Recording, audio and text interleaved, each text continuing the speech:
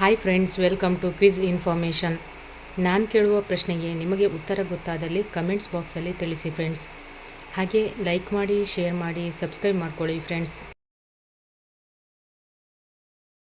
ಮೊದಲನೇ ಪ್ರಶ್ನೆ,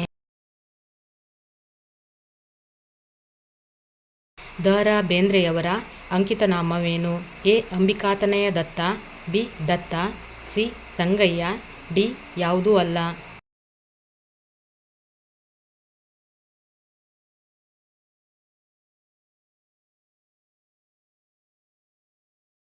ಉತ್ತರ ಎ. ಅಂಬಿಕಾತನಯ ದತ್ತ. ದ.ರಾ. ಬೇಂದ್ರೆಯವರ ಅಂಕಿತನಾಮ ಅಂಬಿಕಾತನಯ ದತ್ತ. ಎರಡನೇ ಪ್ರಶ್ನೆ,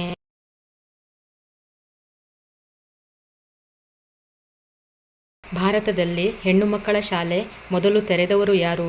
A. Savitribai Phule, B. Theresa, C. Nehru, D. Ambedkar.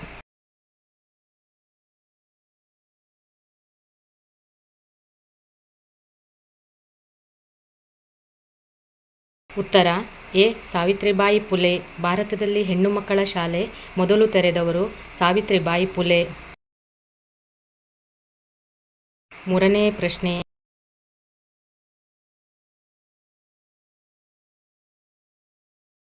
ಭೂಮಿಯ ಶಕ್ತಿಯ ಮುಖ್ಯ ಮೂಲ ಯಾವುದು? ಎ. ವಿದ್ಯುತ್, ಬಿ. ವಾಯು, ಸಿ. ಸೂರ್ಯ, ಡಿ. ಪೆಟ್ರೋಲ್.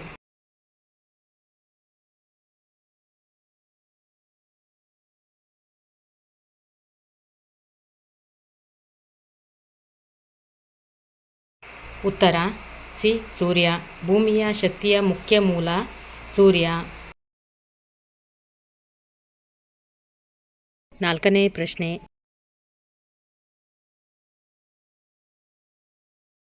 ಗೋಮಟೇಶ್ವರ ಪ್ರತಿಮೆ ಎಲ್ಲಿದೆ? A. Mysuru, B. Kolar, C. Shravanabelagola, D. Madikeri.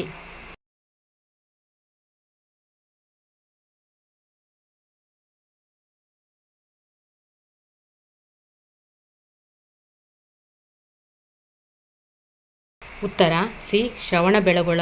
Gomateshwara ಪ್ರತಿಮೆ ಶ್ರವಣಬೆಳಗೊಳದಲ್ಲಿದೆ. ಐದನೇ ಪ್ರಶ್ನೆ,